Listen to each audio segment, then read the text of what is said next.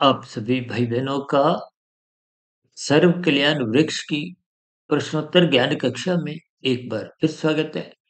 आज का प्रश्न ना होते हुए एक साधारण चर्चा रजोगुनी विषय भोगों के जादू को लेकर करने जा रहे हैं। ये जादू शब्द मुझे देखिए अचानक दिन में कहीं कुछ फिल्मी गाना सुनते समय उसमें एक जादू शब्द का इस्तेमाल था। तो वो जादू शब्द पे ही मुझे कुछ देखिए, हम कुछ भी स्थितियाँ जब भी संसार में कुछ देखते हैं, सुनते हैं, महसूस करते हैं, उन सभी स्थितियों को मैं कहीं न कहीं शास्त्रों के अनुसार, प्रकृति के 3 गुणों के अनुसार, आपके हमारे जीवन में जो-जो स्थितियाँ बनती हुई दिखाई देती हैं, उनसे मैं कहीं न कहीं कुछ संबंध जोड़ने का एक प्रयास करता हूँ, ताकि बात सरल तरीके से आपको मैं समझ में आ जाए। क्योंकि ये रजोगुनी विषय भोगों का जो जादू है, कहते हैं ना एक मुहावरा है ना कि जादू जब सिर पे चढ़ के बोलता है तो फिर मनुष्य को कुछ सूझता नहीं है। वो जादू ऐसा चढ़ जाता है। कभी-कभी परिवार में देखिए किसी लड़के के किसी लड़की से कुछ संबंध बनते हैं, तो परिवार में मित्रों में कभी-कभी कह दिया जाता है ना कि इसको उसने जादू कर रखा है। ये जादू शब्द का अभिप्राय अपने वशीभूत करने की स्थिति से है। जिसको आजकल देखिए कुछ सम्मोहन की स्थितियों से भी जोड़ा जाता है। ठीक इसी तरह ये संसारी जो 5 भोग्य विषय हैं, गंध, रस, रूप, स्पर्श और शब्द, इन 5 भोग्य विषयों का जो एक आकर्षण है, जैसे चुंबक लोहे के कण को अपनी ओर खींचती है, यानी कि चुंबक में इतनी शक्ति है, यही शक्ति रजोगुण में है। और शास्त्रों में तो स्पष्ट शब्दों में स्त्री पुरुष का जो एक आपसी आकर्षण है, उसको भी देखिए रजोगुण से जोड़ा है। ये रजोगुण की स्थितियां देखिए किशोरावस्था की दहलीज से ही बनना आरंभ होती है, जब कामुक इंद्रियों का विकास होना आरंभ होता है। और ये विकास होते होते युवावस्था आते आते ये पूर्ण रूप से विकसित हो जाती है। इसीलिए युवावस्था में एक विवाह का संस्कार एक सामाजिक बंधन एक प्रकृति की व्यवस्था के अंतर्गत धर्मानुसार रखा गया। जैसे 4 पुरुषार्थों में देखिए धर्म प्रथम स्थान पे होता है। धर्म का अभिप्राय एक मर्यादा से है, एक जिम्मेदारी से है, एक सात्विक स्थिति से है, यानी कि एक सत्वगुण की स्थिति है। सर जो 4 पुरुषार्थ में धर्म अर्थ काम मोक्ष बोला जाता है। धर्म का अभिप्राय सत्वगुण से है, अर्थ का अभिप्राय धन से है, पदार्थों से है, वो तमोगुण की स्थिति है। और रजोगुण का अभिप्राय विषय भोगों की स्थितियों से है, 5 भोग्य विषयों से है, जिसको मैं सरल शब्दों में सुख, सुविधा, स्वाद, सम्मान, सत्ता से जोड़ता हूँ। और साधना के दृष्टिकोण से 3 शब्द एस से वो भी हमने रखे हैं, सेवा, सत्संग, स्वाध्याय। देखिए कुछ शब्दों का चयन मैं महात्मा की कृपा से ऐसे करता हूँ युक्ति पूर्वक कि शास्त्रों की बातों को सरल तरीके से आप और हम पचा सकें, समझ सकें। क्योंकि शास्त्रों में एक-एक शब्द बहुत ही नपा-तुला, तोल-तोल के कहा गया है, क्रमबद्ध तरीके से कहा गया है। इसलिए तो शास्त्र स्पष्ट शब्दों में संदेश देते हैं कि धर्म को प्रथम स्थान पे रखो। धर्म का अभिप्राय देखिए केवल पूजा-पाठ तक नहीं है। धर्म का अभिप्राय हम तो बार-बार कहते हैं ना लाल बत्ती पे रुको, हरी बत्ती पे ही चलो, कानून का पालन करो। इस समाज में जो कानून का पालन करना एक सहयोग की स्थितियाँ हैं। क्या यातायात पे यदि आप लाल हरी बत्ती का पालन नहीं करोगे तो आप और हम भी अपनी मंजिल पे पहुँच ही नहीं सकते। मनुष्यों में आपसी एक सहयोग की स्थितियाँ ही आपका हमारा जीवन पूर्ण करती हैं। अन्यथा तो फिर तो देखिए वो पशु वाली स्थितियाँ, पशुता आ जाती है। आज देखिए जब आप दूसरे का हिस्सा खाते हो, देखिए जब आपकी लाल बत्ती है तो आप रुको 2-4 मिनट का सब्र करो, संतोष करो। इसलिए तो कहीं-कहीं देखिए उस लाल बत्ती के बीच में एक शब्द लिखा होता है ना रिलैक्स, थोड़ा आरामदायक स्थिति में रहो। लेकिन मनुष्य इन संकेतों को समझता नहीं है। हम तो देखिए प्रतिदिन कुछ ना कुछ ज्ञान चर्चाओं में भी कुछ ऐसे सरल स्थितियाँ, विशेष रूप से ये शाम की संध्या बेला ज्ञान कक्षा में, जो अब सर्व कल्याण वृक्ष के अंतर्गत आपके प्रश्नों के उत्तर भी देते हैं और साधारण परिस्थितियों में जब कोई प्रश्न ऐसे नहीं होते, देखिए कभी-कभी कुछ प्रश्न तो बहुत ही साधारण होते हैं जिसका उत्तर उसी रिप्लाई बॉक्स में या फिर फ़ोन पर या जैसी स्थिति होती है दे दिया जाता है। यहाँ हम समझते हैं कि इस प्रश्न का उत्तर देने से हम सभी भाई-बहनों का कल्याण छिपा है। उनको हम फिर वीडियो का एक रूप देते हैं और जब कोई ऐसा प्रश्न नहीं होता तो हम साधारण कुछ शब्दों की स्थितियाँ लेते हुए चर्चा को एक गति देते हैं। जैसे आज हमने एक जादू शब्द को ही पकड़ा है, उसको रजोगुण से जोड़ा।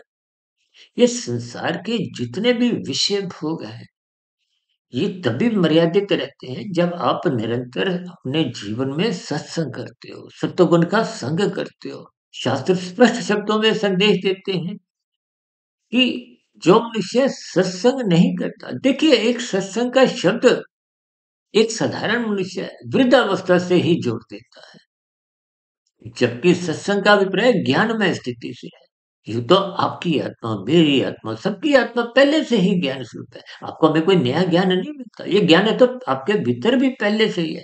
लेकिन विषय भोगों के कारण इन विषयों के जादू के कहो, इनको अमर्यादित भोगने के कारण हमने स्वयं ही अपने ज्ञान को कमज़ोर कर दिया है, ढक दिया है। देखिए आप शाम को बल्ब ट्यूब जब जलाते हो तो उसका प्रकाश आपके कमरे में रखी हुई वस्तुएँ नज़र आती हैं। और यदि उस प्रकाश के होते हुए आप उसपे काला कपड़ा लगा दोगे तो फिर कुछ भी प्रकाश बाहर नहीं आएगा। और पीला नीला लगाओगे तो कुछ मध्यम प्रकाश रहेगा। ये तामसी स्थिति का अभिप्राय क्या है? काला कागज, तभी तो उसको अज्ञानता से जोड़ा है, निंदा से जोड़ा जाता है, कानून के उल्लंघन से जोड़ा जाता है, पाप कर्मों की श्रेणी की स्थितियों से जोड़ा जाता है। और राजसी स्थितियों का अभिप्राय संसारी मनुष्यों से। अब संसारी मनुष्यों की तो विषय भोगों में रुचि बनी ही रहती है। ये एक राजसी स्थिति, इसीलिए सत्संग करना अनिवार्य है। कि ये रजोगुण जब गहरे तल पे नाचता है, जादू इसका चढ़ जाता है, तो फिर ये जादू चढ़ते-चढ़ते आपको में इनकी लोलुपता कहो, आपको में इन विषय भोगों की एक व्यसनी लत पड़ जाती है। लत पड़ने का मतलब क्या है? देखिए जब हम कहते हैं ना जादू सिर पे चढ़ के बोलता है, सिर का मतलब बुद्धि से है। सिर का मतलब ये मन बुद्धि की स्थितियों से है कि मन पर सदा उसी विषयों का ही चिंतन बना रहता है। अब इस भोग को भोगो, अब दूसरा, तीसरा, चौथा, पाँचवाँ, मनुष्य रुकता नहीं। तभी तो आज 24/7 विषय भोगों की आसक्ति आपको में परेशान किए बैठी है। हमारा सत्संग कमज़ोर किए बैठी है। और रजोगुण जब-जब बिगड़ता है, वो तमोगुण में गिराता है। कानून का भी उल्लंघन करवाने को तय कर देता है। और शास्त्र विरुद्ध कब कितने आप और हम पाप कर्म कर जाते हैं, मनुष्य को कुछ ऐसा बोध ही नहीं है। कभी-कभी मैं कहता हूँ ना कि मनुष्य हर रोज़ हज़ारों पाप कर्म कर जाता है। अब गिनती के 2-4 पुण्य करते हो तो रात को सोते समय भी उनको याद रखते हो। लेकिन अनजाने में पर हम ज्ञान के अभाव में बहुत पाप कर्म कर जाते हैं। अब देखिए ना जो मनुष्य लाल बत्ती भागकर पार कर जाता है, वो कितने सैकड़ों मनुष्यों को दुखी करता है। ऐसे में पाप कर्मों का कर्मशः हज़ारों में बन जाता है।